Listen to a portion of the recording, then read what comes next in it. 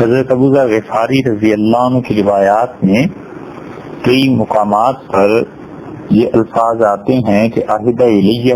خلیلی رسول اللہ صلی اللہ علیہ وسلم، اور کبھی کبھی وہ کہتے تھے کہ سمعت خلیلی رسول اللہ صلی اللہ علیہ وسلم، یعنی مجھ سے میرے دوست نبی کریم صلی اللہ علیہ وسلم نے یہ عہد لیا، یا میں نے اپنے دوست حضور اکبر صلی اللہ علیہ وسلم سے یہ بات سنی۔ اس سے معلوم ہوتا ہے کہ انہیں حضور اکبر صلی اللہ علیہ وسلم سے کتنا تعلق تھا۔ ایک روایت میں آتا ہے انہی الفاظ کے ساتھ کہ میں نے ایک مرتبہ عرض کیا اللہ کے رسول مجھے حکومت مل جائے، تو رسول اللہ صلی اللہ علیہ وسلم نے دو مختلف روایات میں دو مختلف الفاظ آئے ہیں، یا تو یہ واقعہ دو مرتبہ پیش آیا ہے یا ایک ہی مرتبہ پیش آیا ہے اور آپ نے دونوں جملے ارشاد فرمائے ہوں گے۔ ایک جگہ تو یہ آیا ہے طبقات نفاد میں ہی، اور دوسری روایت بھی وہاں کی بھی ہے کہ آپ نے فرمایا ابو ذر، حکومت ایسی امانت ہے کہ اگر اس کے حقوق پورے نہ کیے جائیں تو قیامت کے دن سوائے ذلت اور رسوائی کے کچھ ہاتھ نہیں آئے گا، اور تم کمزور ہو۔ اور ایک جگہ پر یہ آیا ہے کہ رسول اللہ صلی اللہ علیہ وسلم نے امارت کی اس خواہش پر یہ بات ارشاد فرمائی کہ ابو ذر تم کمزور ہو اور میں تمہارے لیے وہی چیز پسند کرتا ہوں جو اپنے لیے پسند کرتا ہوں۔ اسی روایت کو ایک جگہ یہ بھی کہا گیا کہ رسول اللہ صلی اللہ علیہ وسلم نے فرمایا ابو ذر میں اور تم دونوں ہی اس طرح کے نہیں ہیں کہ حکومت کو سنبھال سکیں۔ تو ابو ذر رضی اللہ عنہ نے اپنی سچائی اور صفائی نبی کریم صلی اللہ علیہ وسلم کے سامنے بھی رکھی، اور جو ان کے اندر تھا وہی ان کی زبان پر تھا، اور اس کے بعد انہوں نے کبھی بھی امیر بننے کی خواہش کا اظہار نہیں کیا۔ ایک آدمی نے حضرت ابو ذر رضی اللہ عنہ کی خدمت میں دو چادریں پیش کی، تو انہوں نے ایک چادر لی اور اپنی تہمت کے لیے استعمال کی، اور ایک چھوٹا سا کمبل اوپر اوڑھ لیا، اور دوسری چادر جو ویسی ہی تھی اپنے غلام کو دے دی۔ اگلے دن صبح جب وہ لوگوں کے پاس آئے تو لوگوں نے کہا حضرت آپ نے دونوں چادریں خود استعمال کی ہوتی، ایک آپ نے تہمت کے طور پہ باندھ لی اور دوسری بھی اسی جیسی تھی، آپ اوپر اوڑھ لیتے تو یہ دونوں چادریں یکساں ہوتی، خوبصورت لگتی، زیادہ بہتر ہوتا۔ تو ابو ذر رضی اللہ عنہ نے فرمایا کہ تم صحیح کہتے ہو، لیکن میں نے حضور اکبر صلی اللہ علیہ وسلم سے سنا ہے، آپ نے فرمایا یہ تمہارے غلام تمہارے بھائی ہیں، اور جو کچھ تم خود کھاتے ہو اور پہنتے ہو وہی اپنے غلاموں کو کھلانا اور پہنانا، تو میں اسے وہی کچھ کھلاتا ہوں جو خود کھاتا ہوں، اور وہی کچھ پہنتا ہوں خود بھی اور جو کچھ کے اسے پہناتا ہوں۔ یہ مساوات تھی، برابری تھی، اور اسے حضرت ابو ذر رضی اللہ عنہ نے رکھا۔ حضرت ابو ذر رضی اللہ عنہ کے علاوہ حضرت ابوبکر رضی اللہ عنہ کے دور میں بھی ایسے تھا، اور حضرت ابوبکر رضی اللہ عنہ سب لوگوں کو برابر کی تنخواہ دیتے تھے، خواہ وہ شخص فتح مکہ کے دن مسلمان ہوا ہو یا وہ بدری صحابہ رضی اللہ عنہ میں سے ہوں، اور دلیل یہ دیتے تھے کہ اخراجات سب لوگوں کے تقریباً یکساں ہیں، ہر ایک نے اپنے گھر میں خرچ کرنا ہوتا ہے، زیادہ بچے ہیں زیادہ خرچ ہے، کم بچے ہیں کم خرچ ہے، لیکن بنیادی ضروریات زندگی جیسے کپڑا ہے، مکان ہے، کھانا پینا ہے، یہ سب لوگوں کی یکساں ہیں، تو وہ کہتے تھے کہ یکساں دو۔ حضرت عمر رضی اللہ عنہ فرماتے تھے کہ آپ ان کو زیادہ دیں جو لوگ بدر میں شامل تھے، جو لوگ حضور صلی اللہ علیہ وسلم کے خاندان میں سے ہیں، اور حضرت بکر رضی اللہ عنہ اس کو نہیں مانے۔ یہاں تک کہ حضرت عمر رضی اللہ عنہ جب اپنا دور آیا تو انہوں نے تنخواہوں میں کمی بیشی فرمائی تھی، اور انہوں نے باقاعدہ رجسٹر مرتب کرائے اور فرمایا لکھو کہ کس کس کو کتنی تنخواہ دینی ہے۔ اور جب یہ تحریر کیا جا رہا تھا تو لوگوں نے پوچھا کہاں سے ابتدا کریں، تو آپ نے فرمایا تم بتاؤ۔ تو لوگوں نے کہا امیر المومنین رضی اللہ عنہ کی تنخواہ سے آغاز ہونا چاہیے کہ خود آپ کا حصہ کتنا ہوگا۔ حضرت عمر رضی اللہ عنہ خاموش ہوئے اور افسوس کا اظہار فرمایا اس جواب پہ، اور فرمایا نبی کریم صلی اللہ علیہ وسلم سے شروع کرو اور ان کے خاندان سے شروع کرو کہ بنو ہاشم سب سے اچھے ہیں، قریش سب سے اچھے ہیں، حضور اقدس صلی اللہ علیہ وسلم کی صاحبزادیاں، ان کا گھرانہ، حضرت فاطمہ رضی اللہ عنہ کا گھرانہ، یہ لوگ سب سے اچھے ہیں، ان سے شروع کرو۔ اسی لیے حضرت حسن اور حضرت حسین رضی اللہ عنہ کو حضرت عمر رضی اللہ عنہ نے اتنی تنخواہیں دی جتنی وہ بدر والوں کو دیتے تھے۔ جب ان کے صاحبزادے عبداللہ ابن عمر رضی اللہ عنہ نے شکایت کی کہ آپ نے میری تنخواہ کم رکھی ہے، حالانکہ میں حسن اور حسین رضی اللہ عنہ سے عمر میں بھی بڑا ہوں، اور میں احد میں آیا تھا، رسول اللہ صلی اللہ علیہ وسلم واپس فرما دیا تھا، پھر خندق میں میں شریک رہا ہوں، اسلام میں قدیم ہوں، یہ ساری چیزیں انہوں نے بتائیں۔ تو عمر رضی اللہ عنہ نے کہا لیکن اس کا کیا حل ہے کہ تم سچ کہتے ہو، مگر اس کا کیا حل ہے کہ تمہارے باپ سے ان کا باپ اچھا ہے، اور تمہارے نانا سے ان کے نانا اچھے تھے، اور پھر خود وہ ان سے اچھے ہیں۔ تو عمر رضی اللہ عنہ نے دوسری جگہ آتا ہے کہا کہ میں سب سے پہلے تنخواہوں کو وہاں سے شروع کروں گا جن کا تعلق رسول اللہ صلی اللہ علیہ وسلم سے زیادہ ہے۔ مگر حضرت عمر رضی اللہ عنہ اپنی وفات کے سال میں جن تبدیلیوں کا کہتے تھے کہ اگر اللہ نے مجھے زندگی دی تو آئندہ سال سے میں تبدیلی کروں گا، ان میں سے ایک یہ چیز بھی تھی کہ فرماتے تھے مجھے تجربہ یہ ہوا ہے کہ لوگوں کی ضروریات زندگی بالعموم یکساں ہوتی ہیں، اس لیے لوگوں کے اجر اور فضیلت کو آخرت پہ چھوڑ دو۔ اور فرماتے تھے میں نے ابو بکر رضی اللہ عنہ سے کہا تھا کہ آپ بدری صحابہ رضی اللہ عنہ کو بھی اتنا ہی دیں اور فتح مکہ والوں کو بھی اتنے ہی پیسے دیں، تو فرق کیا رہا؟ تو ابو بکر رضی اللہ عنہ سے کہا کہ عمر آخرت کا فرق ہے، جو پہلے ایمان لائے ہیں اللہ انہیں زیادہ بڑا درجہ دے گا، اور جو بعد میں ایمان لائے ہیں جنت میں ان کا درجہ کم ہوگا، لیکن دنیا تو گزارنی ہے، اس میں تو سب لوگ تقریباً یکساں رکھے جائیں گے۔ پھر حضرت عمر رضی اللہ عنہ سے نقل کیا اور فرمایا کہ میرا خیال ہے میں آئندہ سال تک زندہ رہا تو میں حضرت بکر رضی اللہ عنہ کی بات کی طرف رجوع کروں گا۔ تو اسی طرح ابو ذر غفاری رضی اللہ عنہ یہ بھی برابری، دو چادریں آئیں، وہ ایک غلام کو دے دی اور خود پہن لی، اور عمارت اور حکمرانی رسول اللہ صلی اللہ علیہ وسلم نے خود بھی منع فرما دیا، نہ صرف منع فرمایا بلکہ نبی کریم صلی اللہ علیہ وسلم کو سیاسی حکمت عملی میں اندازہ ہو گیا تھا کہ ابو ذر رضی اللہ عنہ کا مزاج کیسا ہے، اور آئندہ اگر خلافت کا دور آئے گا تو پھر ان کا کیا حال ہوگا۔ حضور اقدس صلی اللہ علیہ وسلم نے صرف حضرت ابو ذر رضی اللہ عنہ ہی کے متعلق نہیں، آپ نے وفات سے پہلے ایک خطبہ دیا ہے، اور وہ اتنی زبردست سیاسی چیز تھی کہ نبی کریم صلی اللہ علیہ وسلم نے پوری خلافت کی سیاست کو اپنے ایک خطبے میں باندھ کے رکھ دی۔ بڑی چیزیں پیدا ہو سکتی تھی۔ رسول اللہ صلی اللہ علیہ وسلم نے ایک دن بلایا، آخری خطبے جو آپ کے ہیں وفات سے چند دن پہلے تشریف لے گئے احد، اور احد کے میدان میں جو قبریں تھیں رسول اللہ صلی اللہ علیہ وسلم نے ایسے افسوس اور دکھ کا اظہار فرمایا، اور پھر انہیں سلام پیش کیا اور فرمایا کہ تم میرے منتظر ہو اور میں ان قریب تمہاری طرف لوٹنے والا ہوں، آنے والا ہوں۔ اور پھر آپ کے سر مبارک میں درد شروع ہو گیا، اور پھر پٹی باندھ دی گئی، اور آپ مسجد نبوی میں آئے، اور پھر رسول اللہ صلی اللہ علیہ وسلم نے اس حالت میں جو خطبات ارشاد فرمائے ان میں ایک جگہ آپ نے انصار کو بلا کے کہا کہ انصار تم میرے بعد دیکھو گے کہ حکومت کے عہدے جب تقسیم ہوں گے تو تمہیں لوگ پیچھے رکھیں گے اور باقی لوگوں کو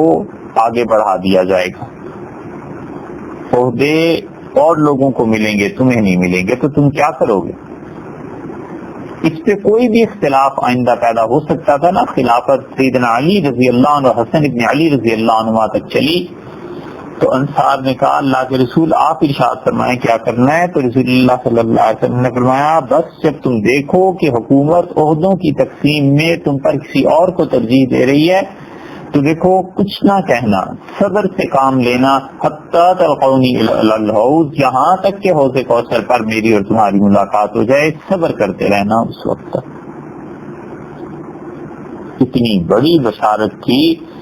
رسول اللہ صلی اللہ علیہ وسلم نے انہیں دی کہ آج جو قربانی تم دو گے اور عہدوں پر نہیں بولو گے، میرے کہنے پہ عمل کرو گے تو حوض کوثر پر میرے ساتھ ملاقات ہو جائے گی.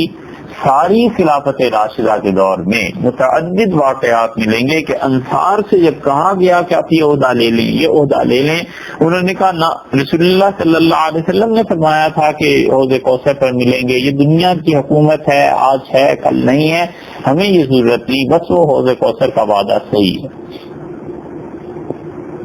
ایسے واقعات بھی مل جائیں گے کہ انصار کے پاس خلفاء گئے، بلایا اور کہا یہ عہدہ رکھیں، انہوں نے کہا نہیں. اور ایسے بھی مل جائیں گے کہ بعض انصاری جوان تھے، انہوں نے شکایت کی کہ آپ دیکھتے نہیں ہیں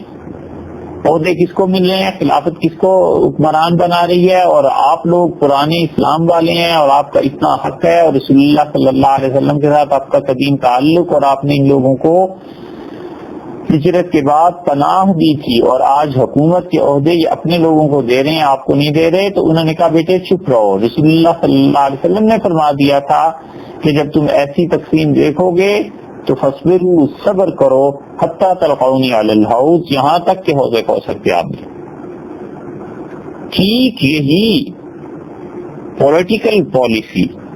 سیاسی رد عمل حضور اکبر صلی اللہ علیہ وسلم نے حضرت ابوذر رضی اللہ عنہ کے ساتھ بھی رکھا. اور ایک دن ارشاد فرمایا کہ ابوذر کیا کرو گے جب ایسے حکمران ہوں اور تم ان کا دور دیکھو کہ وہ اپنا حصہ زیادہ لے لیں اور تم لوگوں کو کم دیں تو کیا کرو گے؟ ابوذر رضی اللہ عنہ بڑے جرأت مند صاف گو آدمی تھے. عرض کیا اللہ کے رسول تلوار کھینچ لوں گا اور سیدھا کر دوں گا لوگوں کو. تو رسول اللہ صلی اللہ علیہ وسلم نے فرمایا میں تلوار سے بہتر بات بتاؤں. ارشاد ہوا ایسے وقت میں صبر کرنا یہاں تک کہ مجھ سے آ کے مل جاؤ. بس یہ جملہ ابوذر رضی اللہ عنہ نے یاد رکھا. اس لیے کوئی کچھ کہتا تھا، کہتے تھے رسول اللہ صلی اللہ علیہ وسلم نے صبر کا حکم دیا تھا، فرمایا تھا مجھ سے مل لو آ کے قیامت میں. ایک مرتبہ مسجد میں لیٹے ہوئے تھے اور رسول اللہ صلی اللہ علیہ وسلم تشریف لائے اور فرمایا ابوذر جس مسجد میں آج لیٹے ہوئے ہو، جس جگہ پہ آج ہو، جب یہاں سے نکالے جاؤ گے تو پھر کیا کرو گے؟ عرض کیا اللہ کے رسول مدینہ منورہ سے اگر نکلنے کا حکم کوئی دے گا، مجھے کہے گا تو میں مسجد میں آ جاؤں گا. رسول اللہ صلی اللہ علیہ وسلم فرمایا بھی اس مسجد سے بھی نکالے جاؤ گے تو پھر کیا کرو گے؟ عرض کیا اپنے گھر چلا جاؤں گا. رسول اللہ صلی اللہ علیہ وسلم ابوذر گھر سے نکالے جاؤ گے تو کیا کرو گے؟ تو اللہ کے رسول پھر تو تلوار نکال لوں گا، پھر تو کوئی حل نہیں. تو ابوذر رضی اللہ عنہ کہتے تھے رسول اللہ صلی اللہ علیہ وسلم نے 3 مرتبہ میرے کندھے پہ ہاتھ اپنا دست مبارک مارا اور مجھ سے فرمایا تھکی تھی اور فرمایا ابوذر اللہ تجھے بخشے، تلوار نہ نکالنا. ابوذر اللہ تیری مغفرت کرے، تلوار کی بات مت کرو. ابوذر جب ایسے ہو جائے تو خدا تمہیں بخشے، تلوار سے کام نہیں لینا، بلکہ جہاں خلافت والے کہیں گے وہاں چلے جانا، جہاں حکمران بھیجیں بس وہاں چلے جانا. یہ پیش بندی تھی. رسول اللہ صلی اللہ علیہ وسلم کو اندازہ تھا کہ حالات کیا ہو جائیں گے. آپ اسے ان کی فراست کہیں یا یہ کہیں کہ معجزاتی طور پر تھا، کچھ بھی اس کی تعویل کریں، مگر یہ کہ رسول اللہ صلی اللہ علیہ وسلم حالات پہ گہری نظر رکھتے تھے. اسی لیے جب رفضہ کا حکم ہوا یا انہوں نے پسند کیا حضرت عثمان رضی اللہ عنہ نے کہا اپنے گھر میں رہیے، تو انہوں نے کہا نہیں. اور جب پھر انتخاب دیا گیا تو انہوں نے ایک گاؤں کا انتخاب کر لیا مکہ مکرمہ کے قریب، اور حضرت عثمان رضی اللہ عنہ نے وہاں بھیج دیا. اور وہاں جو حکمرانوں کی طرف سے، خلافت کی طرف سے آدمی مقرر تھا انتظام کے لیے، شہر کا میئر کہہ لیں، اس گاؤں کے بڑے جو تھے، وہ خلافت نے ایک حبشی غلام کو مقرر کیا تھا۔ خلفائے کرام رضی اللہ عنہم عہدے دیتے ہوئے، تقسیم کرتے ہوئے غلاموں میں اور آزاد لوگوں میں کم فرق کرتے تھے۔ اگر غلام کی صلاحیت تھی تو وہ اسے بھیج دیتے تھے، تو انہوں نے وہاں پر غلام کو رکھا ہوا تھا عثمان رضی اللہ عنہ نے سب کے اوپر حکمرانی کے لیے، اور وہ انصاف، عدل، پرامن معاشرہ تھا۔ نماز کا وقت آ گیا تو وہ انہوں نے حضرت ابو ذر رضی اللہ عنہ کی عزت اور احترام کی وجہ سے پیچھے ہٹ گئے امیر، اور کہا حضرت نماز پڑھا دیں۔ ان کا بالکل نہیں، رسول اللہ صلی اللہ علیہ وسلم نے جو حکم دیا تھا کہ میں حکمرانوں کی اطاعت کروں، نماز بھی آپ ہی کے پیچھے پڑھوں گا۔ صحابہ رضی اللہ عنہ کے دل دنیا کی محبت سے ایسے پاک اور دھلے ہوئے تھے، بس یہ آدمی ہے، حکمرانی آ جائے، عہدہ آ جائے، فقر و فاقہ آ جائے، ان کے حالات نہیں بدلتے۔ بلند سوچ، بہت دور اور گہری بات کی سوچ، بہت عمدہ عمل، دنیا کی ساری چیزوں کے ہونے کے باوجود کوئی دلچسپی نہیں، بس ضروریات زندگی۔ اور یہ اسی لیے بہت سے صحابہ رضی اللہ عنہ کو متعلق آتا ہے کہ ہم ان کے شاگرد کہتے ہیں جب ہم نے غور کیا کہ اس شخص کے پاس اتنا کچھ ہے لیکن یہ ذاتی طور پر کیا استعمال ہے، تو معلوم ہوا کہ مسواک ہے، کپڑے ہیں، لوٹا ہے، کھانے پینے کے برتن ہیں، بس جو ضروریات زندگی جس کے بغیر گزارا ہی نہیں ہو سکتا، کمرہ ہے، ایک مکان، چھوٹا گھر بنا ہوا ہے، بس یہی چیزیں ہیں ان کی زندگی میں، باقی کچھ نہیں۔ باقی ساری دنیا جو کچھ بھی ہے دوسروں کے لیے، اپنے لیے کچھ نہیں۔ اسی لیے رسول اللہ صلی اللہ علیہ وسلم سے جو تعلق تھا بہت زیادہ تھا، تو نماز نہیں پڑھائی، فرمایا نماز آپ ہی پیچھے پڑھیں گے۔ نبی کریم صلی اللہ علیہ وسلم نے مجھے فرمایا تھا حکمرانوں کی اطاعت کرنا، اور جب رسول اللہ صلی اللہ علیہ وسلم کا نام آتا تھا زبان پہ تو پھر ایسے رو دیتے تھے کہ لوگوں کو دیکھ کے تعجب ہوتا تھا، مگر تعجب اس کو نہیں ہو سکتا جس انسان کے دل میں محبت کا اثر ہو، جس کو زندگی میں کسی سے محبت ہوئی ہو نا، اس سے پوچھو جس سے تعلق ہوتا ہے، تو اس کا نام آتے ہی کیا کیفیت اور حالت ہو جاتی ہے۔ احمد بن قیس کہتے ہیں کہ میں نے بیت المقدس میں ایک شخص کو دیکھا مسلسل سجدے کر رہے ہیں، مسلسل نماز پڑھ رہے ہیں، تو میرے دل پہ بڑا اثر ہوا۔ میں ان کے پاس پہنچا تو میں نے کہا آپ نے کتنی رکعتیں پڑھی ہیں؟ انہوں نے کہا مجھے تو یاد نہیں ہے، لیکن جس کے لیے پڑھی ہیں وہ بس جانتا ہے، یعنی اللہ۔ اس کے بعد کہنے لگے کہ میرے دوست ابو القاسم صلی اللہ علیہ وسلم نے مجھ سے فرمایا تھا، اور پھر رونے لگے، اور وہ رونا اتنا زیادہ ہو گیا حضرت ابو ذر رضی اللہ عنہ بات پوری نہیں فرما سکے، ایسا رونا تھا۔ اور پھر بولے اور کہا رسول اللہ صلی اللہ علیہ وسلم نے فرمایا تھا، اور پھر آنسو مڑائے، اور پھر سنبھلے اور کہا کہ حضور صلی اللہ علیہ وسلم نے فرمایا تھا کہ جو شخص اللہ کو سجدہ کرتا ہے اللہ اس کا ایک درجہ بلند کر دیتا ہے، ایک گناہ مٹا دیتا ہے، ایک نیکی لکھ دیتا ہے۔ تو میں نے متاثر تھا لیکن اتنا زیادہ نہیں، پوچھا کہ تم کون ہو؟ تو انہوں نے کہا مجھے ابو ذر کہتے ہیں۔ تو یہ سن کے جو ان کے عزت ادب میں مجھ سے کمی رہ گئی تھی، اس کو بڑی ندامت ہوئی کہ ہو یہ تو رسول اللہ صلی اللہ علیہ وسلم کے دوست ہیں، اور حضور صلی اللہ علیہ وسلم کے ساتھ جو تعلق تھا ادھر سے بھی ایسا ہی تھا۔ حدیث میں آیا ہے کہ مجلس میں رسول اللہ صلی اللہ علیہ وسلم پوچھتے تھے کہ کہاں ہے ابو ذر، تو تلاش ہوتی تھی، کہ جب وہ حاضر ہوتے تھے تو حضور صلی اللہ علیہ وسلم اپنے ہاتھ بڑھا دیتے تھے، مصافحہ فرماتے تھے، اور یہ محبت اس درجے تک پہنچ گئی تھی کہ ان سے بعض راز کی باتیں رسول اللہ صلی اللہ علیہ وسلم نے کی. اسی لیے مسند احمد میں آتا ہے کہ کسی نے کہا کہ میں نے آپ سے کچھ باتیں پوچھنی ہیں رسول اللہ صلی اللہ علیہ وسلم کے متعلق، تو آپ نے فرمایا کہ وہ دو طرح کی ہیں، اور اس میں کچھ ایسی چیزیں بھی ہیں جو راز کی ہیں، جو مجھے معلوم ہیں، ارشاد فرمائی تھی، اور اگر ان میں سے کوئی پوچھو گے تو میں نہیں بتاؤں گا. حتیٰ کہ رسول اللہ صلی اللہ علیہ وسلم کی جب وفات تھی تو اس کے متعلق بھی روایات میں آتا ہے کہ وفات میں کس کس کو یاد فرمایا تھا. مسند احمد میں آتا ہے کہ ابو ذر رضی اللہ عنہ کو یاد فرمایا تھا. تو صحابہ رضی اللہ عنہ نے کہا کہ آپ کی حاضری ضروری ہے، یاد ہو رہی ہے. تو جب یہ پہنچے ہیں تو رسول اللہ صلی اللہ علیہ وسلم نقاہت کی وجہ سے لیٹے ہوئے تھے، اٹھنا دشوار تھا. تو ابو ذر رضی اللہ عنہ رسول اللہ صلی اللہ علیہ وسلم کے سینہ مبارک کے اوپر جھک گئے اور اپنا چہرہ نیچے کر لیا، اور رسول اللہ صلی اللہ علیہ وسلم نے اپنا ایک ہاتھ اٹھایا اور ابو ذر رضی اللہ عنہ کے کمر پہ ڈال دیا اور اپنے ساتھ چمٹا لیا. یہ محبت تھی اور تعلق تھا جو رسول اللہ صلی اللہ علیہ وسلم کی طرف سے تھا، شفقت تھی. اسی لیے وہ خلفاء کی بھی اطاعت رہی،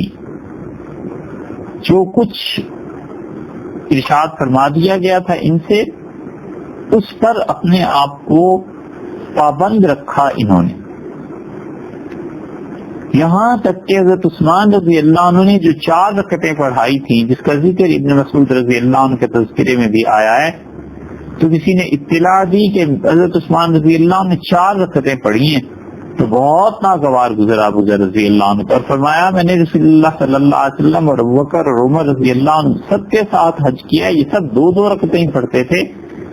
انہوں نے 4 کیوں پڑھا دی؟ لیکن پھر خود ابو ذر رضی اللہ عنہ نے 4 ہی پڑھائی. تو لوگوں نے کہا کہاں تو آپ عثمان رضی اللہ عنہ پہ برہم ہو رہے تھے کہ کیوں 4 پڑھا دی، اور کہاں آپ خود بھی 4 ہی پڑھا رہے ہیں. تو فرمایا رسول اللہ صلی اللہ علیہ وسلم سے فرمایا تھا کہ میرے بعد جو حکمران ہوں گے ان کی تعمیل کرتے رہنا، اور دیکھو اگر کوئی شخص ان کی مخالفت اور ذلت کا ارادہ کرے گا تو وہ اسلام کے حلقے کو اور اسلام کی جو رسی اس کی گردن میں اسے نکال دے گا، اس دیوار میں دراڑ ڈال دے گا، اور وہ شخص ایسا ہے جس کی توبہ بھی قبول نہیں ہوگی. تو فرماتے تھے اس لیے میں کوئی ایسا کام نہیں کروں گا کہ اللہ کے ہاں میری توبہ بھی قبول نہ ہو. سچائی ایسی تھی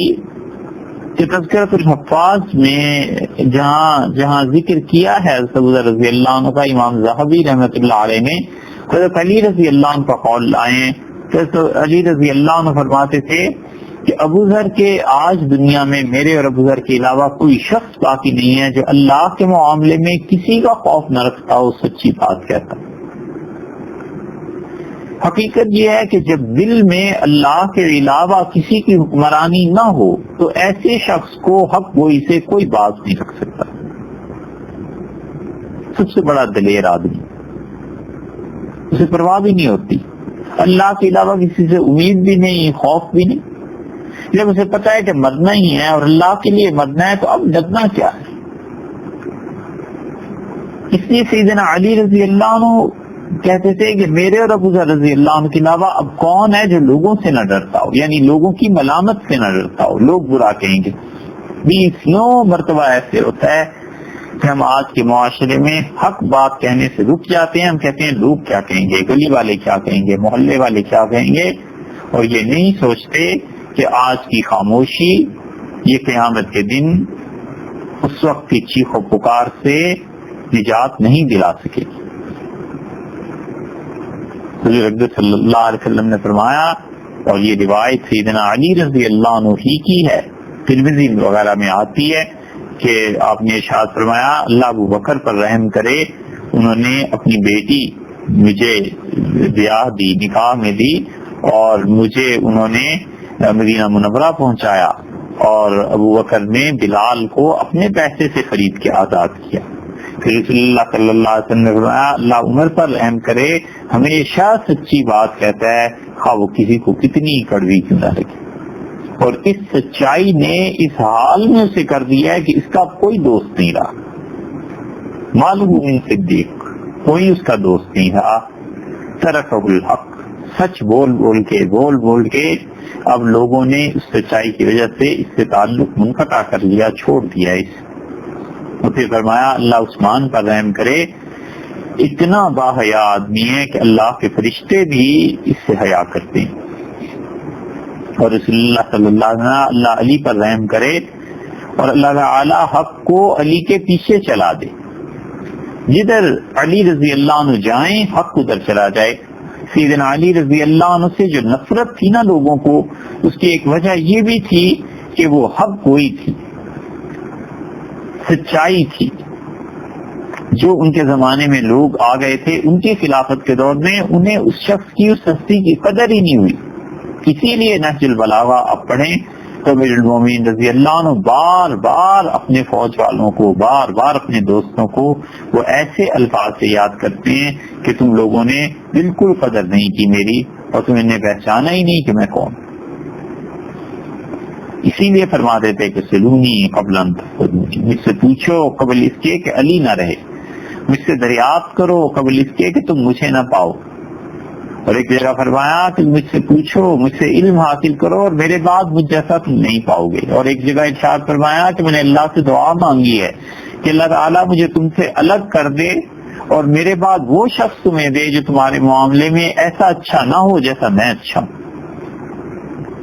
اسی وجہ سے رسول اللہ صلی اللہ علیہ وسلم کے سامنے سیدنا علی رضی اللہ عنہ کی شکایات جو کرتے تھے بڑا مشکل معاملہ ہو جاتا تھا. حضرت علی رضی اللہ عنہ ایک مرتبہ حضرت عمران رضی اللہ عنہ کی روایت میں ہے کہ ایک لشکر میں تھے اور حضرت علی رضی اللہ عنہ اس میں امیر تھے. حضرت عمران رضی اللہ عنہ کہتے ہیں کہ رسول اللہ صلی اللہ علیہ وسلم نے لشکر بھیجا اور حضرت علی رضی اللہ عنہ اس کے امیر تھے، اور اس میں 4 صحابہ رضی اللہ عنہ نے یہ عہد کیا کہ ہم چاروں جا کے رسول اللہ صلی اللہ علیہ وسلم سے علی رضی اللہ عنہ کے مزاج، ان کی طبیعت کی سختی، اس کی شکایت کریں گے. اور وہ کہتے ہیں کہ ہم جب پہنچے تو ایک آدمی نے کھڑے ہو کے کہا کہ اللہ کے رسول اپنے علی کو دیکھا ہے، علی رضی اللہ عنہ ایسے کرتے رہے ہیں، ایسے کرتے رہے ہیں، یہ سختی تھی ان کے مزاج میں. تو رسول اللہ صلی اللہ علیہ وسلم چہرہ مبارک دوسری طرف پھیر لیا. دوسرے اٹھے، تیسرے، چوتھے، سب نے اس پہلے کی تصدیق کی کہ یہ صحیح کہہ رہے ہیں. تو رسول اللہ صلی اللہ علیہ وسلم نے فرمایا تمہارا علی سے کیا واسطہ ہے؟ اور چہرہ مبارک کی رنگت بدل گئی. آپ نے فرمایا علی کو چھوڑ دو، اسے کچھ نہ کہو، تم جانتے نہیں ہو علی مجھ سے ہے اور میں علی سے ہوں. مسند احمد وغیرہ میں یہ روایات آتی ہیں. اور رسول اللہ صلی اللہ علیہ وسلم نے فرمایا اس کی شکایت کرتے ہو، تمہارا اس سے کیا تعلق ہے؟ تمہیں پتہ نہیں ہے کہ میرے بعد ہر مومن کا آقا وہ ہے. تو سیدنا علی رضی اللہ عنہ بہت محبت تعلق تھا رسول اللہ صلی اللہ علیہ وسلم کو ان سے، اور وہ سچائی ان میں تھی،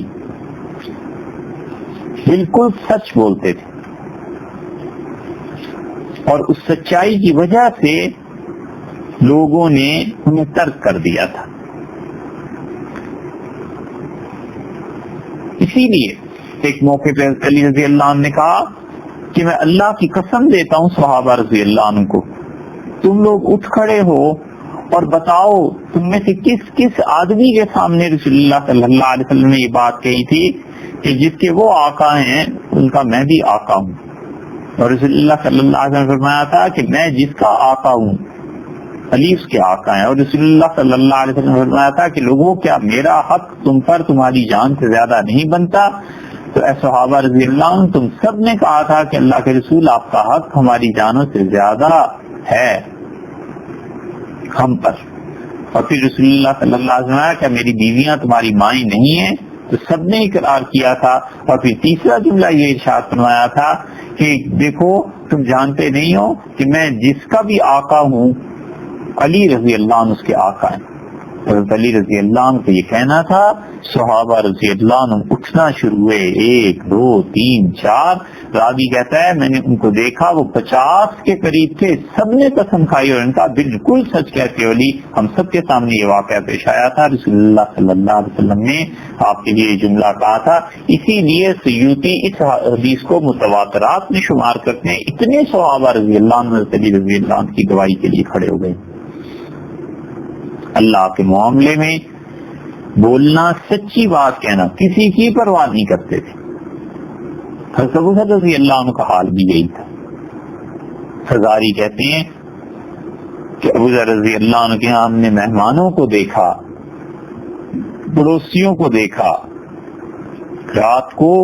شام کو بکریوں کا دودھ نکالتے تھے، کھجوریں آتی تھی، کھجوریں اور دودھ لے کے پڑوسیوں کے پاس جاتے تھے، فرماتے تھے پہلے تم کھاؤ، اور پڑوسی کہتے تھے اللہ آپ کو برکت دے، ضرورت نہیں ہے، پھر گھر لے آتے تھے اور پھر مہمانوں کے سامنے پیش کرتے تھے، کہتے تھے تم کھاؤ، مہمان کہتے تھے کہ حضرت آپ بھی کھائیں، تو کہتے پہلے تم کھاؤ۔ اور یہ بھی ہوتا تھا کہ مہمان یا پڑوسی کھا لیتے تھے اور خود وہ بھوکے سو رہتے تھے۔ ہزاری کہتے ہیں مجھے ایسے شخص نے بتایا جس نے خود انہیں دیکھا کہ خود بھوکے سو گئے اور لوگوں کو کھلایا۔ یہ وہ فقر تھا ان کا اور صبر تھا جس نے کیسر و کسریٰ کی سلطنتوں کو اکھاڑ کر پھینک دیا۔ ابو ذر رضی اللہ عنہ کو اسی وجہ سے بڑا تعلق تھا فقر سے اور ان معاملات سے جن میں صبر کرنا پڑتا ہے۔ فرماتے تھے 2 چیزیں کیا ہی اچھی ہیں میرے لیے، ایک موت جس کا میں منتظر ہوں اور ایک فقر جو زندگی میں ہے، کتنی خوش کر دینے والی چیزیں ہیں میرے لیے۔ اور فرماتے تھے رسول اللہ صلی اللہ علیہ وسلم مجھے وصیتیں کی، بہت طویل باب ہے بھئی یہ، رسول اللہ صلی اللہ علیہ وسلم رضی اللہ عنہ کو کیا کہا تھا، بہت طویل ہے، اس کو اگر بیان کریں تو کہاں تک مسئلہ پہنچ جائے۔ بات تو ابن مسعود رضی اللہ عنہ کی ہو رہی تھی تو ابو ذر رضی اللہ عنہ کی بات بھی درمیان میں آ گئی، اچھا اس کو ختم کرتے ہیں۔ ابو ذر رضی اللہ عنہ نے کہا رسول اللہ صلی اللہ علیہ وسلم سے فرمایا تھا کہ ایک چیز سنا دیتے ہیں، بس جو نصیحتیں انہیں کی تھی اس سے فرمایا تھا کہ ابو ذر مسکینوں سے ملتے رہنا، غریب لوگوں سے محبت کرنا، اور ایک بات یہ ارشاد فرما دی تھی کہ دنیا میں اپنے سے کم لوگوں کو دیکھنا اور اپنے سے اونچے جو لوگ ہیں ان پہ نگاہ نہ کرنا، بڑی کام کی باتیں۔ جب آدمی غریبوں سے محبت کرتا ہے تو پتہ چلتا ہے کہ دنیا میں غربت، لوگوں کی تنگی، ان کے مسائل، یہ چیزیں کیا ہیں۔ ایک صاحب تھے حکمرانوں میں گزرے اور شاید اب تک جتنے حکمران تھے سب سے زیادہ ذہین شخص وہ تھا، واللہ عالم، سیاست سے بحث نہیں ہے، مگر انہوں نے نعرہ دیا تھا اس بات کا کہ وہ اس ملک میں مساوات قائم کریں گے۔ تو ان کی پارٹی میں جن لوگوں پر سوشلزم کا زیادہ اثر تھا ان میں سے ایک صاحب نے کتاب لکھی اپنے قائد کی تعریف میں، جو خوبیاں ان میں تھی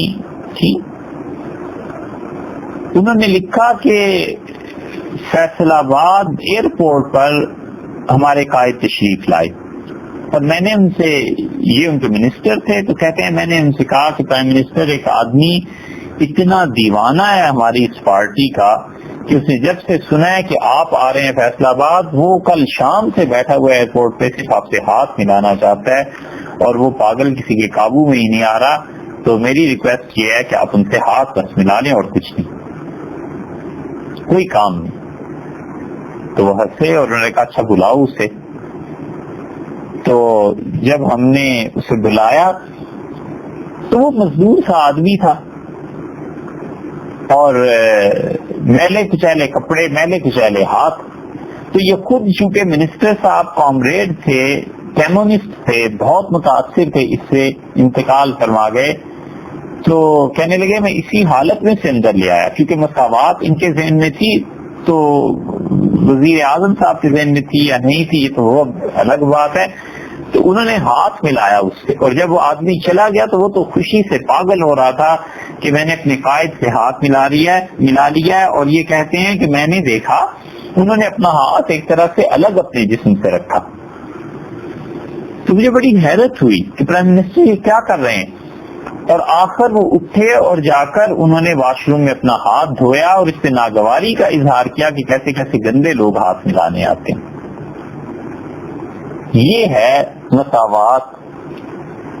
جس کے مدعی سے قائم کر رہے تھے. کاش ان کی تربیت اس نہج پہ ہوتی کہ رسول اللہ صلی اللہ علیہ وسلم نے فرمایا تھا غریب لوگوں سے ملتے رہنا، ان سے محبت کرنا. جب آدمی غریبوں کے درمیان بیٹھتا ہے، ان سے محبت کرتا ہے، اچھی طرح پیش آتا ہے، تو کوئی کسی سے کچھ اس کے مقدر اور نصیب کا چھین نہیں لیتا. مگر بڑے آدمی کو عہدے کے اعتبار سے جو بڑا ہے اسے پتہ چلتا ہے کہ پبلک کیا کر رہی ہے، لوگوں میں کیا معاملہ ہے، مجھے کس طرح ان کے ساتھ رہنا ہے، ان کا دل جیتنا ہے. اور دوسری نصیحت یہ فرمائی تھی کہ ابو ذر رضی اللہ عنہ کو کہ فرمایا اپنے سے کم لوگوں کو دیکھنا، اوپر والے درجے لوگوں کے وہ نہ دیکھنا، تاکہ شکر کی کیفیت پیدا ہو. مگر نہ اوپر دیکھے کہ اس کا رتبہ کیا ہے، اس کا کیا ہوتا ہے، اس کا کیا ہوتا ہے، تو پھر دنیا کی اس دوڑ میں لگ جاتا ہے. اور دنیا جب انسان کے لیے ضروریات کے درجے سے زائد ہوتی ہے، پھر وہ درجہ آتا ہے جہاں وہ آرام اور سکون ہوتا ہے، تفرحات ہوتے ہیں، یہ بھی چلیے گوارا ہے. اور اس سے آگے پھر حرمات شروع ہوتی ہیں، حرام چیزیں شروع ہوتی ہیں. اور اس کا دروازہ اس وقت کھلتا ہے جب اپنی چیزوں کا دوسرے بلند والے لوگوں سے موازنہ اور مقابلہ کرتا ہے. اور تیسری چیز رسول اللہ صلی اللہ علیہ وسلم سے کہی کہ کسی سے سوال نہ کرنا. اور ابو ذر رضی اللہ عنہ ایسے اس کے پابند رہے سوال نہ کرنے کے. اور ابو سعید رضی اللہ عنہ بھی یہ بھی کتنے ہی تھے، رسول اللہ صلی اللہ علیہ وسلم کسی سے مانگنا نہیں ہے. اور یہ کہتے ہیں صحابہ رضی اللہ عنہ کہ ان کا حال یہ ہوتا تھا ہمارے دوستوں کا کہ جس سے رسول اللہ صلی اللہ علیہ وسلم نے عہد لے لیا کہ کسی سے نہیں مانگنا، گھوڑے پہ سوار ہوتا تھا اور گھوڑے کا چابک زمین پہ گر جاتا تھا، اتر کے خود لے لیتا تھا اور کسی کو اٹھانے کی اجازت نہیں دیتے تھے، نہ کسی سے کہتے تھے کہ اٹھاؤ، کہتے تھے رسول اللہ صلی اللہ علیہ وسلم منع فرمایا تھا تم نے کسی سے بھی مانگنے سے. حکیم ابن حزام رضی اللہ عنہ کو منع کیا تھا، وہ بہت زیادہ مال لے کے جا رہے تھے تو رسول اللہ صلی اللہ علیہ وسلم اور بھر لو اور بھر لو، اتنی بھر لی سونے چاندی سے گٹھڑی کہ وہ اٹھائی نہیں گئی. تو انہیں نصیحت فرمائی اور فرمایا حکیم یہ دنیا اور پیسہ بڑی میٹھی چیز ہے، بہت سرسبز ہے، اور دیکھو اس کا حق پورا کرنا مشکل ہے. اور تم یہ طے کرو کہ کسی سے نہیں مانگو گے، یہ ملتی ہے اس کو بھی جو مانگتا ہے اور اس کو بھی ملتی ہے جو نہیں مانگتا. لیکن جو شخص مانگتا رہتا ہے الذی یاکل ولا یشبع، وہ ایسے جانور کی ایسی بیماری لگ جاتی ہے جو جانور کھاتا جاتا ہے گھاس چرتا جاتا ہے لیکن اس کا پیٹ ہی نہیں بھرتا. تو مت مانگنا. پر پھر ان کا یہ حال ہو گیا حکیم رضی اللہ عنہ کا کہ حضرت عمر رضی اللہ عنہ پیسے لے کے جاتے تھے کہ آپ کی تنخواہ نہیں لیتے تھے، کہتے تھے کوئی ضرورت نہیں. یہاں تک کہ حضرت عمر رضی اللہ عنہ کو ایک دن مسجد نبوی میں صحابہ رضی اللہ عنہ کو بٹھا کر یہ کہنا پڑا، قسم کھلائی لوگوں کو اور کہا تم گواہ ہو اس پہ کہ میں حکیم رضی اللہ عنہ کو ہمیشہ ان کے پیسے دیتا رہا ہوں، یہ نہیں لیتے تھے، پھر خود گیا ہوں جا کے کہا ہے، پھر انہوں نے نہیں لیے. ایسے نہ ہو قیامت میں اللہ مجھ سے پوچھے کہ تمہاری مملکت میں ایک شخص کی تنخواہ رہ گئی تھی، کیوں نہیں سے پوچھا تھا، تم گواہ رہنا ہم لوگ انہیں دیتے تھے. اور یہ رسول اللہ صلی اللہ علیہ وسلم کی اس بات کی وجہ سے نہیں لیتے تھے کہ آپ نے انہیں سوال سے منع فرما دیا تھا. چوتھی چیز رسول اللہ صلی اللہ علیہ وسلم نے نصیحت کی تھی مجھے اور فرمایا تھا رشتہ داروں سے جوڑ کے رکھنا. اور یہ رشتہ داریاں قطع نہیں کرنی چاہیے،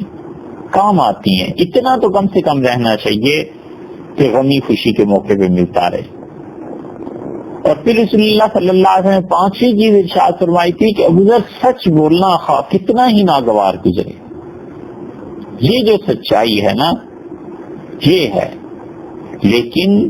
اس سچائی کی بھی حدود ہیں بھئی.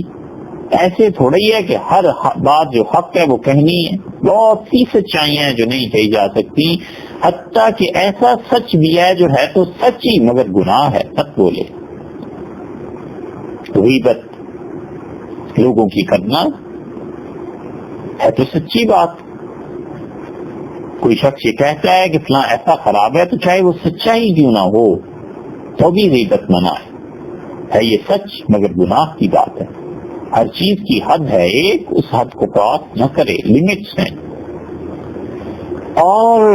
اگر وہ ایسا ہے ہی نہیں شخص تو پھر تو اس نے بہتان لگا دیا۔ رسول اللہ صلی اللہ علیہ وسلم نے اسی لیے کسی کے جواب میں ارشاد فرمایا تھا کہ غیبت تو وہی ہے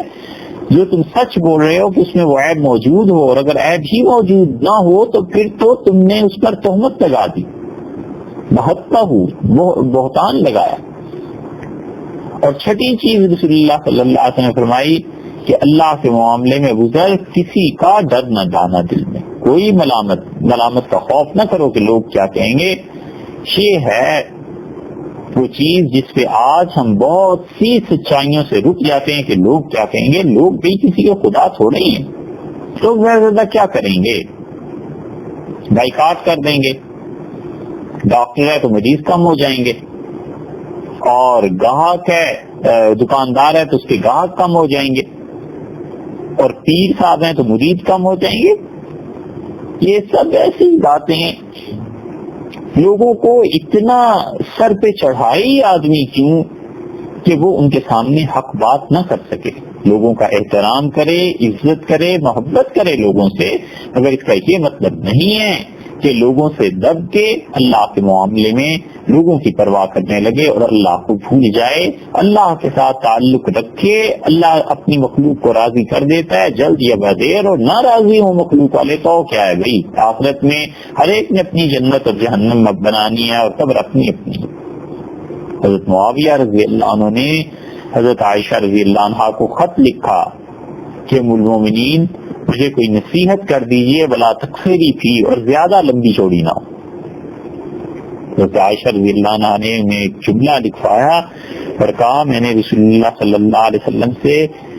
یہ سنا ہے کہ آپ نے فرمایا تھا جو شخص لوگوں کی زیادہ پرواہ نہیں کرتا اور اللہ کو خوش رکھتا ہے،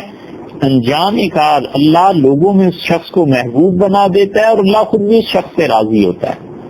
اور جو شخص لوگوں کی زیادہ پرواہ کرتا ہے تو انجام پہ اللہ اس سے ناراض بھی ہو جاتا ہے اور اللہ لوگوں کو بھی اس کے ساتھ جدا کر دیتا ہے، لوگوں میں بھی اسے ذلیل کر دیتا ہے۔ تو اس لیے آدمی لوگوں کو لمٹس میں رکھے، ایسے نہیں ہے کہ اللہ کا اور لوگوں کا جہاں مقابلہ ہو وہاں اللہ کو بھول جائے اور لوگوں کو وہ ترجیح دے۔ ایسے نہیں کرنا چاہیے، یہ غلط چیز ہے۔ اور یہ کرتے ہیں اس لیے کہ ووٹ لینے ہوتے ہیں نا، اس لیے کہ خوشامد کی عادت پڑی ہوئی ہوتی ہے، تو چاہیے کہ ہر لمحہ کوئی نہ کوئی تعریف کرتا رہے، ولیعذ باللہ۔ اور ساتویں چیز رسول اللہ صلی اللہ علیہ وسلم نے اس سے کہی تھی کہ لا حول ولا قوت الا باللہ، اسے کثرت سے پڑھتے رہنا، بہت زیادہ پڑھنا۔ ایک جگہ آیا ہے رسول اللہ صلی اللہ علیہ وسلم، ابو ذر میں تجھے جنت میں تجھے ایک خزانے کی خبر دوں، اللہ نے عرش کے نیچے جو خزانے رکھے ہیں ان میں سے ایک خزانے کا پتہ تمہیں بتاؤں؟ تو ابو ذر رضی اللہ عنہ نے کہا ضرور ضرور بتائیے۔ تو رسول اللہ صلی اللہ علیہ وسلم، ابو ذر اللہ نے اپنے عرش کے نیچے سے جو چیزیں نکال کے مجھے عنایت فرمائی ہیں ان میں سے ایک چیز ایک خزانہ یہ دیا تھا کہ کثرت سے پڑھتے رہا کرو لا حول ولا قوت الا باللہ العلی العظیم۔ بعض روایات میں اتنے ہیں اور بعض روایات میں یہ الفاظ ہیں کہ لا حول ولا قوت الا باللہ۔ یہ آدمی جب اس کے معنی پر غور کر کر پڑھتا ہے نا تو آپ سوچئے کیا کیفیت پیدا ہوتی ہے۔ کیوں پڑھیں؟ جب وہ کہتا ہے کہ اللہ میں کوئی نیکی نہیں کر سکتا اور میں کسی گناہ سے نہیں بچ سکتا مگر ان دونوں چیزوں میں پروردگار تیری ہی مدد چاہیے، تو آدمی میں انکساری پیدا ہوتی ہے۔ نیکی کرتا ہے تو بار بار پڑھ کے ذہن یہ بنا ہوا ہوتا ہے کہ اللہ جو نیکی کیا آپ کی دی ہوئی توفیق سے، ورنہ میں کہاں اس قابل، اور اللہ جو اس گناہ سے بچا ہوں تو یہ دوسری سائڈ ہے نا، کہتا ہے اللہ آپ نے مہربانی کی، عنایت فرمائی، مجھے گناہ سے بچا لیا، وگرنہ گناہ کا موقع میں کہاں چھوڑتا ہوں، میرا نفس کہاں اس سے پیچھے رہتا ہے۔ یہ عاجزی پیدا ہوتی ہے۔ یہ رسول اللہ صلی اللہ علیہ وسلم نے ابو ذر رضی اللہ عنہ کو نصیحتیں کی۔ یہ تو ایک حدیث ہے، بیسیوں ایسی چیزیں ہیں جو حضور صلی اللہ علیہ وسلم نے ابو ذر رضی اللہ عنہ کو نصیحتیں کی تھی۔ بات تو بھائی ابن مسعود رضی اللہ عنہ کی ہو رہی تھی، کہاں پہنچ گئی؟ چلو ادھر چلتے ہیں واپس۔ ابن مسعود رضی اللہ عنہ کو حضرت عثمان رضی اللہ عنہ مدینہ منورہ بلا لیا تھا، جب وہ پیش آیا واقعہ کہ کوفہ کی مسجد میں حضرت عبداللہ ابن مسعود رضی اللہ عنہ آئے اور انہوں نے کہا کوفہ والو تمہارے بیت المال میں سے 1,00,000 درہم کم ہو گئے ہیں، اور نہ تو امیر المومنین رضی اللہ عنہ نے منگوائے ہیں، نہ کوئی حکم ہے، اور یہ میری ذمہ داری تھی، نہ ہی امیر المومنین مجھے اس ذمہ داری سے کچھ بری کر دیں گے، تو پوچھیں گے۔ تو یہ اطلاع جب مدینہ منورہ پہنچی تو حضرت عثمان رضی اللہ عنہ بڑی فراست تھی، وہ سمجھ گئے کہ لوگوں نے یہ شرارت کی ہے کہ ابن مسعود رضی اللہ عنہ بدنام ہو،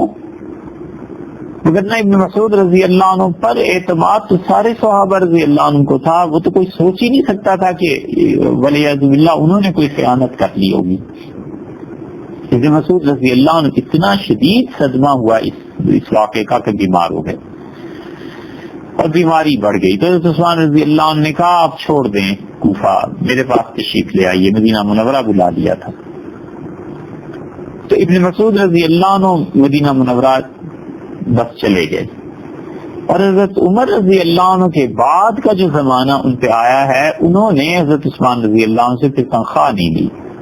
اللہ تعالیٰ نے مال پیسہ بہت عنایت فرما دیا تھا، تجارت میں بہت برکت ہو گئی تھی، تو ابن مسعود رضی اللہ عنہ حضرت عمر رضی اللہ عنہ سے تو لیتے رہے، محبت بھی تھی، ان کا ادب بھی تھا، ان کا احترام بھی تھا، تعلق تھا ایسا، مگر حضرت عثمان رضی اللہ عنہ کے زمانے میں فرمایا کہ اب حکومت سے کوئی پیسہ نہیں ہم لیں گے، بس یہ جو نوکری ہے مفت میں کریں گے، یعنی نیکی سمجھ کے وہ کرتے رہے۔ تو مدینہ منورہ تشریف لے جا رہے تھے اور حج کا زمانہ آ گیا، اور حج کے زمانے میں ہوا یہ کہ 32 ہجری میں حضرت ابو ذر رضی اللہ عنہ بیمار ہو گئے، اور جس گاؤں میں وہ رہتے تھے حج کے موسم کی وجہ سے جو لوگ آپ کے پاس تھے وہ بھی حج کے لیے چلے گئے، تو ابو ذر رضی اللہ عنہ کی بیماری بہت بڑھ گئی، اور دن بدن نقاہت زیادہ ہو گئی، اور ان کے پاس ان کی اہلیہ تھی اور ایک بیٹی تھی بس۔ تو جب ایک دن سانس اکھڑنے لگا اور بہت زیادہ بیماری بڑھ گئی تو اہلیہ رونے لگیں اور کہا کہ گاؤں خالی ہو گیا ہے، لوگ حج پہ چلے گئے ہیں، راستے ویران ہو گئے ہیں، اور اگر آپ کو کچھ ہو گیا تو آپ کی تو تدفین اور کفن تک کے لیے کچھ نہیں ہے، پھر کریں گے کیا؟ تو انہیں بڑے اطمینان سے جواب دیا اور کہنے لگے مت رو، رسول اللہ صلی اللہ علیہ وسلم کے پاس ہم ایک دن بیٹھے ہوئے تھے تو آپ نے فرمایا تھا کہ تم میں سے ایک آدمی بالکل سنسان علاقے میں اس کا انتقال ہوگا، اور اس کا جنازہ بہت بڑا عزت والا ایک گروہ آ کر پڑھے گا، معزز لوگ اس میں شریک ہو جائیں گے۔ تو ہم سب نے ایک دوسرے کو گن لیا کہ دیکھو اب یہ کس کے متعلق پوری ہوتی ہے، اور پھر ہوتے ہوتے ایک ایک کر کے سب کا انتقال ہو گیا اور اکیلا میں رہ گیا ہوں بس، اور تم راستے پہ غور کرتی رہو اور دیکھو میرا بھی وقت آ جائے گا اور وہ لوگ بھی آئیں گے ضرور جنہوں نے میرا جنازہ پڑھنا ہے،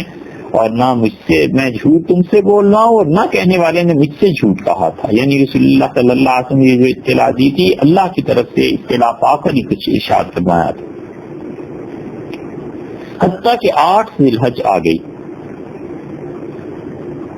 اور جن لوگوں کو مکہ مکرمہ پہنچنا تھا وہ پہنچ چکے تھے، اور ابو ذر رضی اللہ عنہ کو پورا اطمینان تھا، یقین تھا۔ ان کی اہلیہ کہتی ہیں کہ میں ایک دن دیکھنے گئی کہ اس راستے میں کوئی آ رہا ہو تو کیا دیکھتی ہوں کہ ایک قافلہ آ رہا ہے، اور مجھے اکیلا تنہا اور پریشان دیکھ کر ان لوگوں نے اونٹ روک دیے اور مجھ سے کہا کہ کیا مصیبت پڑ گئی ہے، کیوں کھڑی ہو اکیلی؟ تو میں نے کہا ایک مسلمان کا آخری وقت آ گیا ہے، اللہ کے لیے اس کے کفن دفن کا کچھ بندوبست کرو اور اللہ تمہیں اجر دے گا۔ انہوں نے کہا کون ہے؟ قافلے والوں نے پوچھا تو میں نے کہا رسول اللہ صلی اللہ علیہ وسلم کے صحابی ہیں ابو ذر رضی اللہ عنہ۔ شور برپا ہو گیا اور قافلے والے دوڑ پڑے، جو جس حال میں تھا اترا سواری سے دوڑ پڑا، اور انہوں نے کہا کہ ابو ذر پہ ہمارے ماں باپ قربان، ہمارا مال قربان، کہاں ہے؟ تو خیمہ دیکھا تو ابو ذر رضی اللہ عنہ تھے، اور ابو ذر رضی اللہ عنہ نے بیوی کو بلایا، صاحبزادی کو بلایا اور فرمایا کہ میرا انتقال ہو جائے گا، اور وہ جو بکری ہے وہ ذبح کرو اور اس کا سالن پکاؤ، یہ جو مہمان آئیں گے یا آ چکے ہیں انہیں کھلانا، جب دفن کر لیں تو انہیں کہنا کہ ابو ذر کہتا تھا اللہ کی قسم ہے آپ کھا کر جائیں گے، کھائے بغیر سواریوں پہ سوار نہ ہو۔ یہ تھی قربانی، یہ تھا ایثار، وفات تک دوسروں کی خبرداری ہے، اپنے مہمانوں کا احترام ہے، عزت ہے۔ تو صاحبزادی نے ایک بکری ذبح کی اور گوشت چڑھا دیا۔ یہ جو قافلہ آیا تھا یہ نخعی تھے سارے، نخع ایک قبیلہ تھا یمن کا،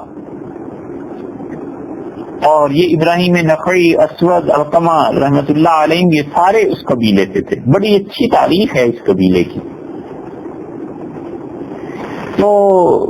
اس قبیلے والوں کو دیکھ کر ابو ذر رضی اللہ عنہ نے کہا اپنی بیوی سے کہ یہی وہ چیز تھی جو رسول اللہ صلی اللہ علیہ وسلم سے کہی تھی، اور پھر فرمایا ابو ذر رضی اللہ عنہ نے قبیلے والوں کاش اتنے کپڑے ہوتے کہ آج میرا کفن بن جاتا، اور تم چاہو گے کہ مجھے کفن دو تو خدا کی قسم مجھے وہ چادر نہ دینا جو کسی امیر گورنر کی ہو اور نہ گاؤں کا نمائندہ ہو، حتیٰ کہ تم میں سے کوئی ڈاکیے کا کام بھی کرتا ہے حکومت کے لیے، خلافت کے لیے، تو میں اس سے بھی کپڑا نہیں دینا چاہتا۔ ابو ذر رضی اللہ عنہ کا حال یہ تھا، حالانکہ خلافت کا دور تھا لیکن حکمرانی عہدے ان سے وہ دور تھے۔ ایک انصاری نوجوان اٹھا اور اس نے کہا کہ میری والدہ نے 2 چادریں کاتی ہیں سوت سے اور وہ میرے پاس ہیں، آپ وہ قبول کر لیں، اور میں کوئی حکومت کی نمائندگی نہیں کرتا، نہ حکومتوں کے ساتھ میرا کوئی تعلق ہے۔ تو ابو ذر رضی اللہ عنہ خوش ہوئے اور فرمایا کہ میرا دل ٹھنڈا کر دیا، سینے میں ٹھنڈک ڈال دی تم نے، بڑا اچھا ہے، تم حکمرانوں کے قریب نہیں ہو، لاؤ 2 چادریں، اور تیسری چادر اپنی تھی ان کی، فرمایا بس میرا منہ قبلے کی طرف مجھے لٹا دو۔ لوگوں نے لٹایا اور فرمایا یہ 3 چادریں مجھے دے دینا بس۔ اس کے بعد ابو ذر رضی اللہ عنہ کو لوگوں نے دیکھا کہ انہیں جوئی قبلہ رخ کیا، انتقال ہو گیا۔ انہوں نے غسل دیا اور غسل دینے کے بعد جنازہ رکھ دیا، اور اب اس کا انتظار تھا کہ جنازہ پڑھیں، اچانک دیکھا تو اسی راستے پہ پھر گرد تھی اور اونٹوں کی سواریاں سر پر دوڑ رہے ہیں، آ رہے ہیں، حج کے لیے جانا ہے۔ تو نخعی کھڑے ہو گئے اور انہوں نے کہا یہ تو ابن مسعود رضی اللہ عنہ کا اونٹ ہے۔ تو جنازہ رکھا ہوا تھا سامنے، حضرت عبداللہ ابن مسعود رضی اللہ عنہ یہ آخری سفر تھا جو مدینہ منورہ کا انہوں نے کیا تھا، تشریف لا رہے تھے، حج کے لیے حاضری ہو رہی تھی اللہ کے گھر۔ تو انہوں نے رکوایا سارے اپنے دوستوں کا قافلہ اور فرمایا کیا مسئلہ ہے، تو یہ کس کا جنازہ ہے؟ لوگوں نے کہا حضرت یہ ابو ذر رضی اللہ عنہ کا جنازہ ہے، اور جنازہ آپ پڑھا دیں اور دفن کر دیں، ہم یہ کرنے والے تھے اور آپ تشریف لے آئے ہیں۔ تو ابن عبد البر کی روایت میں آتا ہے کہ ابن مسعود رضی اللہ عنہ کے بے اختیار چیخ نکل گئی اور ایک دم سے اترے اور جا کر لپٹ گئے ابو ذر رضی اللہ عنہ سے، ان کی میت سے، اور روتے جاتے تھے اور فرماتے تھے میرا دوست، میرا بھائی، بڑی برکت والا، رسول اللہ صلی اللہ علیہ وسلم نے تیرے ہی متعلق کہا تھا کہ تو اکیلا چلتا ہے، اکیلا ہی انتقال کرے گا اور اکیلا ہی قیامت میں اٹھایا جائے گا، میرا تو بڑا دوست تھا۔ تو ابن مسعود رضی اللہ عنہ نے ابو ذر رضی اللہ عنہ کا جنازہ پڑھایا۔ یہ دونوں قافلے جو تھے یہ تھے وہ لوگ جن کے متعلق رسول اللہ صلی اللہ علیہ وسلم نے فرمایا تھا بڑے معزز لوگ اس کا جنازہ آ کر پڑھیں گے۔ اس سے معلوم ہوتا ہے کہ ابن مسعود رضی اللہ عنہ کو رسول اللہ صلی اللہ علیہ وسلم نے ان کے ساتھیوں کو عزت والا فرمایا تھا، اسی لیے ابن مسعود، ان کے شاگرد اسود اور علقمہ، ان کے شاگرد ابراہیم نخعی، ان کے شاگرد حماد، ان کے شاگرد امام ابو حنیفہ، ان کے شاگرد ابو یوسف اور محمد رحمت اللہ علیہ، اللہ نے سب کو عزت دی۔ ابن مسعود رضی اللہ عنہ فارغ ہوئے تدفین سے اور فرمایا اب چلو۔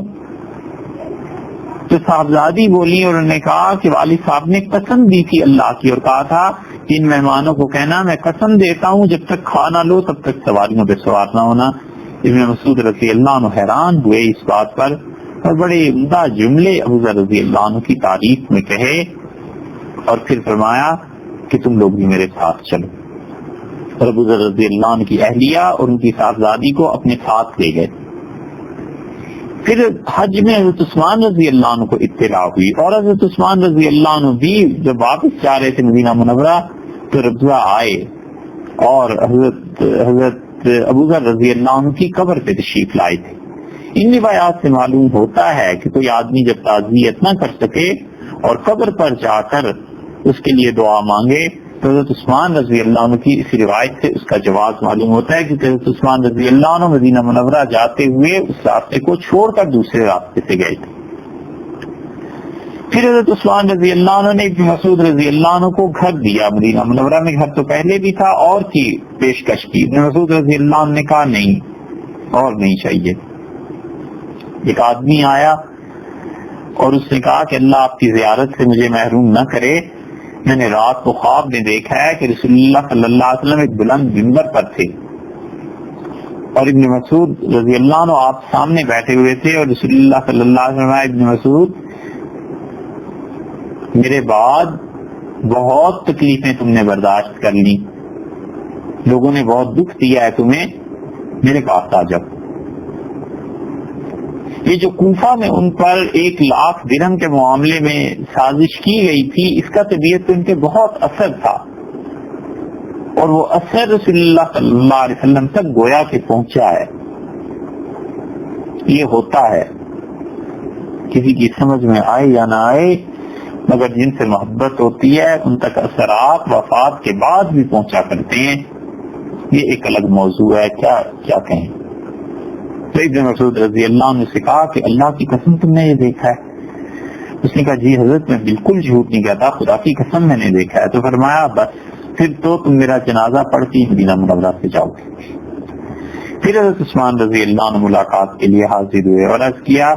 کہ آپ نے تنخواہ لینی چھوڑ دی ہے حضرت عمر رضی اللہ عنہ کے بعد، اور جو پیسے اب تک بنتے ہیں سارے یکمشت لے لیں، آپ کی بیٹیوں کے کام آ جائیں گے۔ تو انہوں نے فرمایا نہیں، میری بیٹیاں سورہ واقعہ پڑھتی رہتی ہیں اور رسول اللہ صلی اللہ علیہ وسلم فرمایا تھا کہ جو روزانہ سورہ واقعہ کو رات کو پڑھ لے گا اللہ اسے فاقے سے بچائے گا۔ تو میں نے بیٹیوں کو کہا ہوا ہے وہ پڑھتی ہیں۔ ابن مسعود رضی اللہ عنہ خود بھی دعا مانگتے تھے اور کیسی عجیب دعا تھی۔ فرماتے تھے اللہ تعالیٰ کی خدمت میں عرض کرتے تھے اللہم وسع علی فی الدنیا، اللہ دنیا مجھ پر کھول دے، رزق زیادہ کر دے، وزہدنی فیہا، اور اللہ یہ جو تو رزق دے اور دنیا دے میرا دل اس میں نہ لگا، یہ نہ ہو جائے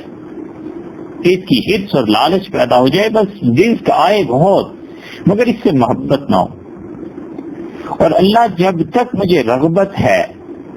میرے دل میں اس دنیا کی خواہش ہے کہ مجھے پیسے ملتے رہیں، اللہ اس وقت تک اس دنیا کو مجھ سے نہ چھین۔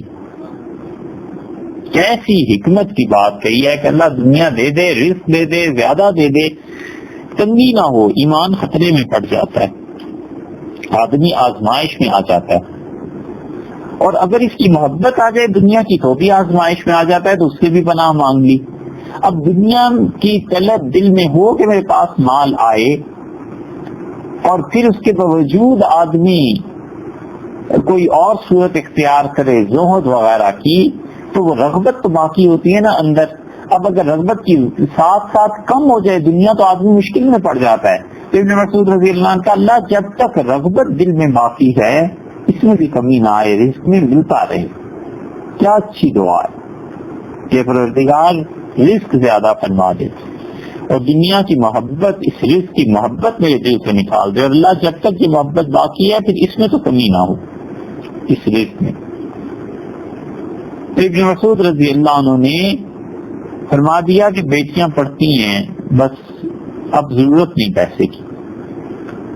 اور پھر اس کے بعد ابن مسعود رضی اللہ عنہ کا انتقال ہوا ہے۔ انہوں نے بتایا، زبیر رضی اللہ عنہ کو بلایا تھا، یہ بات پہلے بھی گزر چکی کہ انہوں نے حضرت زبیر رضی اللہ عنہ کو کہا کہ ان بچوں کا، اولاد کا، سارے معاملات کا خیال رکھنا۔ اسی لیے یہ بھی آتا ہے عروہ رحمۃ اللہ علیہ کی روایت میں، طبقات ابن سعد میں آتا ہے کہ حضرت عثمان رضی اللہ عنہ ابن مسعود رضی اللہ عنہ کے احترام میں خاموش ہو گئے، پیسے کی بات پھر نہیں کی، مگر انہوں نے 20 یا 25 ہزار دینار جو بنتے تھے، سونا جو تھا، وہ حضرت زبیر رضی اللہ عنہ کو بھجوا دیا تھا۔ ابن مسعود رضی اللہ عنہ کے سامنے تو کچھ نہیں فرمایا، لیکن دوسری طرف انہوں نے بھی اپنی حکومت، اپنی ذمہ داریوں کا پورا وقار کا خیال رکھا، ادھر بھی اور ادھر بھی، اور پیسے ادھر بھجوا دیے تھے۔ ابن مسعود رضی اللہ عنہ نے وصیت کی تھی کہ 200 درہم بہت اچھے کپڑے میں ان کی تدفین کی جائے۔ شاید اس کی وجہ یہ بھی ہو کہ رسول اللہ صلی اللہ علیہ وسلم نے فرمایا تھا کہ تم میں سے جو شخص جن کپڑوں پہ کفنایا جائے گا اسی کے ساتھ قیامت میں اٹھے گا۔ یہ ابو داؤد وغیرہ کی روایات میں آیا ہے۔ تو صحابہ رضی اللہ عنہ میں ایک جماعت، ابو سعید ہیں رضی اللہ عنہ نے تو صاف کہا تھا، غالباً ابن مسعود رضی اللہ عنہ بھی ایسے ہی ہوں گے، وہ کہتے تھے کہ اچھے سے اچھا کفن دینا، قیامت میں اسی کے ساتھ اٹھیں گے۔ اور دوسری طرف صحابہ رضی اللہ عنہ کہتے تھے کفن سے مراد یہ کپڑے نہیں تھے، کفن سے مراد یہ تھی کہ جو چادریں تم لے کے جا رہے ہو اسی کے ساتھ اٹھو گے۔ تو چادروں سے مراد یہ تھی کہ جو حالت ہے، سچ، جھوٹ، بخل، سخاوت، جو کچھ دنیا سے لے کے جا رہے ہو نا، انہی چیزوں کو اللہ کے سامنے لے کے اٹھو گے۔ تو شاید ابن مسعود رضی اللہ عنہ رسول اللہ صلی اللہ علیہ وسلم کے الفاظ تک کا پاس فرمایا ہو، جیسے تو ابو سعید رضی اللہ عنہ سے کہا گیا تو انہوں نے کہا نہیں بھائی، رسول اللہ صلی اللہ علیہ وسلم نے کپڑوں کا کہا تھا، بس تم چھوڑو ان باتوں کو، مجھے اچھے سے اچھا کفن دینا۔ اسی طرح ابن مسعود رضی اللہ عنہ بھی شاید غالباً ان الفاظ کا ہی زیادہ خیال فرما لیا ہو، تو فرمایا بہت اچھے کپڑوں میں میری تدفین کی جائے۔ ابن مسعود رضی اللہ عنہ نے 33 ہجری میں انتقال فرمایا۔ عثمان ابن مظعون رضی اللہ عنہ کے پاس آپ کی قبر بنی۔ لکھا ہے کہ جمعرات کا دن تھا، 3 جمادی الاول تھی، اور 33 ہجری کو ان کا انتقال ہوا، اور جنازہ کہتے ہیں کہ عمار بن یاسر رضی اللہ عنہ نے پڑھایا تھا، لیکن بہت زیادہ زور ابن سعد نے دیا ہے طبقات میں کہ سیدنا عثمان رضی اللہ عنہ نے جنازہ پڑھایا تھا۔ ابن مسعود رضی اللہ عنہ نے اپنی جنازے کی تشہیر سے منع فرمایا تھا کہ ہر ایک کو اطلاع نہ دی جائے۔ زینب بنت عبداللہ کی بنو ثقیف سے یہ اہلیہ تھی جو زندہ تھی۔ عتبہ بن عبداللہ بن مسعود ابن مسعود رضی اللہ عنہ کے بیٹے تھے، عبد الرحمن تھے، ابو عبیدہ تھے، ایک صاحبزادی تھی ابن مسعود رضی اللہ عنہ اپنی بیٹی کا نام سارہ رکھا تھا۔ یہ سلسلہ چلا ہے ان کا، اور ابن مسعود رضی اللہ عنہ بہت زیادہ نبی کریم صلی اللہ علیہ وسلم کی باتوں کا، سنت کا اور